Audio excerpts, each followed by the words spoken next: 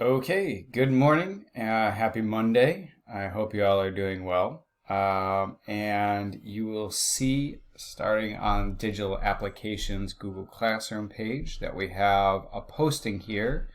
Now, this is not a Google Classroom assignment, but it's outlining for you that we need to be going back into EduTyping this week. Okay, so I want to be learning the number keys at the top of our keyboard. As I say on the post, you want to make sure that when you are typing, you're setting up, especially if you're working with a tablet or a Chromebook, that you're putting yourself in a position where you can actually type correctly and practice that keyboarding skill. Remember to use those weak fingers, your pinkies and your ring fingers, okay? Even if you don't like it, if it means that you have to slow down to do it, that's okay. This is practice, so this is for your opportunity to actually get better, which you should take advantage of that opportunity. Okay, so we do numbers and symbols, lessons 2 and 3 in EduTyping, and I want you to complete 2 5-minute timed writings.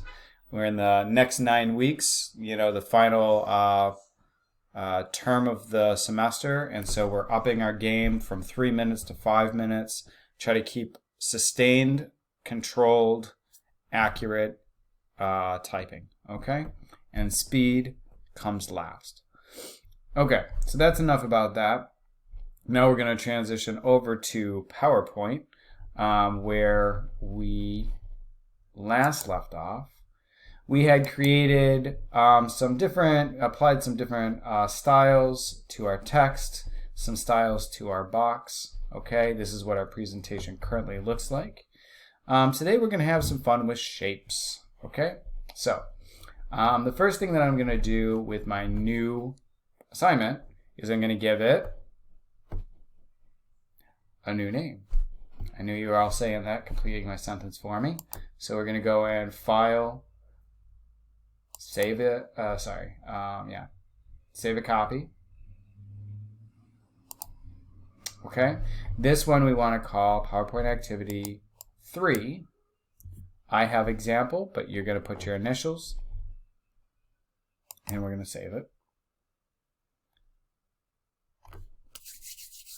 My computer's going to wait a moment, so I'm going to take a sip of coffee. Okay, so here we go. We're going to click on slide 4 here, and in slide 4 we are going to insert a new slide. Here we're going to use just a simple title and content slide. So I'm going to click on that, click Add Slide, and now I have a 5th slide here. I haven't thought of a title for this slide yet, but I do know that I want to create a picture of something. Okay? If I want to put a picture along with text, so one thing that you want to avoid when working with pictures is, this placeholder is meant to contain something, either text, or you can see these symbols, you can create a table, smart art, you can add a picture or a video of different varieties. This placeholder is meant to hold those things, but it's not necessarily meant to hold something that we're going to create using shapes. All right, so we don't always want to be fighting with this kind of boundary. So what we want to do is we want to actually reduce the size of it. I'm going to click on this right sizing handle. I'm going to drag it over so that it's a little bit past halfway. All right, because I think we're going to do a list over on this left side. But on the right side, this is where we're going to create our picture. Okay? All right, so to begin, our picture shapes are here on the list. We're in the Home tab towards the right, and we can see that we've got our different shapes here. I'm going to click on this shape, and the first thing that I'm going to do is I'm going to create an oval. I'm going to click on this oval, and it's going to snap an oval onto the screen. Now this behavior is a little bit different than our desktop version, where we'd actually have to drag out the shape. But what it's just going to do is it's going to give me a very simple circle that I can modify later. Okay? All right, so I want to create a flower. So what I'm going to do is I'm going to use this kind of as an inner circle, and I want to create another shape. So I'm going to go ahead and click on shapes. I'm going to click on oval again. Boom, I've got two shapes. All right, now I still need to drag these out and put them where I want them to go. Notice that with these shapes I have a couple of places that I can grab them. There's the side handles, which can stretch my shape, okay? Or the corner handles, which can drag it in both kind of directions. I can still squash or stretch it, okay? But really, if I want good kind of perfect circles, what I want to do is whenever I'm resizing this, I want to be holding down the shift key on my keyboard. Now when I drag it out, it's going to make sure that it's not squashing or stretching it to an oval shape, but it's going to keep it a circle. You're also going to notice that as I'm kind of manipulating my shapes, these little guides pop up. These guides are called smart guides, and what they do is they can help you line objects up with each other. It's a really nifty tool for getting things to line up nicely if that's what you want to do, rather than just trying to eye it and not necessarily being precise about it. Okay, so I want two circles. One little, holding the shift key. One large, holding the shift key. Okay, and I want to give these two different colors. So when I click on the small circle, I've got a paint can here. This is going to change the fill color of the inside of the object. I'm going to go ahead, I'm going to give this a dark brown. Accent 6, darker 50.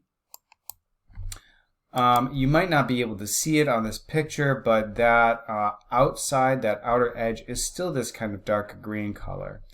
There's a couple things I can do here. This is my shape outline. If I click on this, I can either match the color or I can just put no outline. And that's what I'm going to do for this, is I'm going to put no outline. So I just have a brown circle.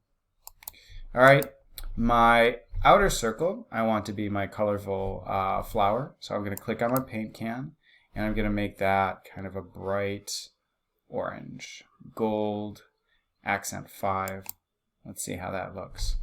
Again, we can see we've got like this outer perimeter of the circle is that dark green color.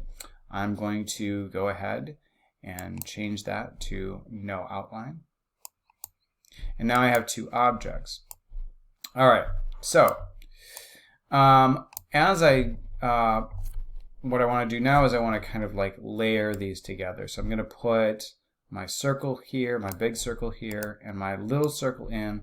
And using those smart guides, I'm going to try to find the exact middle of my circle. And you can see when I've found the middle, I've got these two kind of guidelines that are helping me find that center of the circle.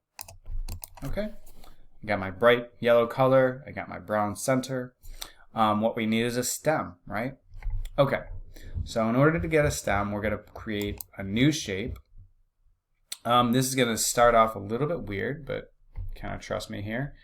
All right, we're going to look for, I lost it, where is it? In the flowchart area of the shapes, we're going to use this punched tape flowchart. Yeah, that's weird. Okay, and that's going to give me this shape right here. It's green, okay? That's going to be my stem. So what I want to do is I want to actually rotate this 90 degrees. In the desktop version, oh, we've got it here. Okay, so the other tool that I want to show you is this arrange tool. If I click on the down arrow, I have ways to change the layering, and we're going to deal with that in just a second. So skipping over that for a moment, down below we have the ability to kind of align these. I'll look at that later, but we're going to look at rotating. I want to rotate this 90 degrees. I don't think for this it matters which 90 degrees you use because it's just going to flip it up on its side. Okay. Now, I do not want to use the shift key doing this because I actually do want to distort the way that this looks. I'm going to kind of drag it down and in so I get this kind of like curvy line. It's not great. This isn't an awesome flower that we're making here, but it does the trick and it gives an example, okay? So we've got this kind of curvy, imperfect line for our flower shape. I'm going to click on it. Now, if I want to move the object, I can click kind of on the border line, not on one of the dots, okay? So I see the four-headed arrow is for moving an object. I'm going to go ahead, I'm going to put that here. I'm going to overlap my shape here. So now we know that, you know, our pretty flower, we don't want to have the stem show around the petals, right? So that comes to our next tool. Okay, we're going to go back into our Arrange button. I've noticed that I have this stem selected. I'm going to click on the Arrange tool, and here I'm going to look at the order of the objects. These order options change, you know, which thing is laying on the top layer and which thing's laying on the bottom layer, and it lets you kind of push things above or below other objects. Okay, we're going to go ahead and we're going to send this backward. Okay, now I'm not noticing a difference, but I know what's happening here. Even though it's not overlapping, what I did was I actually put it under the layer of the brown circle, as you can see here, but I did not put it under the object of the yellow circle. So I need to do it again. All right, here you can kind of keep track of your layers. I'm going to send it backward one more time, and there it's now behind both of my circles. All right, one flower is a very lonely flower, so we're going to give this flower some friends, and we don't want to have to go through all of that all over again, right? Okay, so what we're going to do is we're going to create a copy of this. The first thing that we want to do, I see, pause here, because what I could do is I could just copy and I could paste this over. But the problem then is that I have three different objects, and if I misclick at any point in time, I'm going to start separating these objects. Okay, let me go back in time a little bit. The first thing that we want to do when I created and manufactured a picture like this is I want to make them behave as if they're one picture. The way I'm going to do that is by grouping. I'm going to highlight my flower. I'm going to click back on my Arrange tool, and I'm going to group it. Now those three objects, two circles and a stem, are going to behave as if they're one object.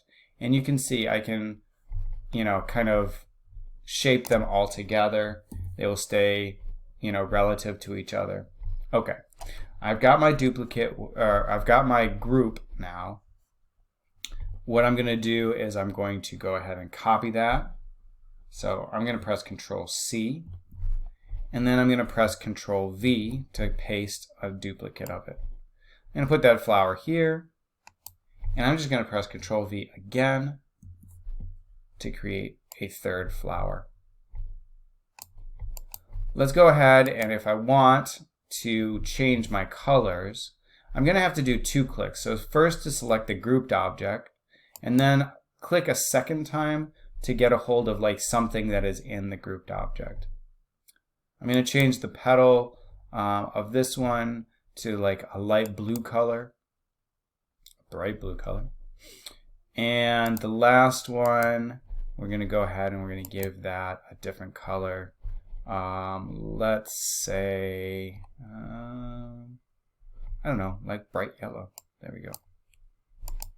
All right, that's eye-piercing.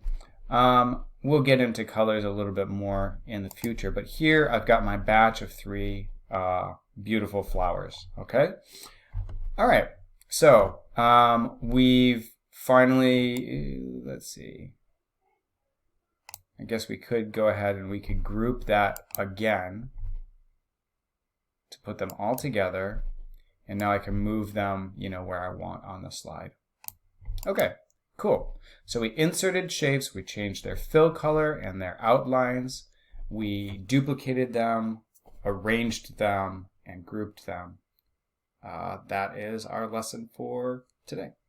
Good luck.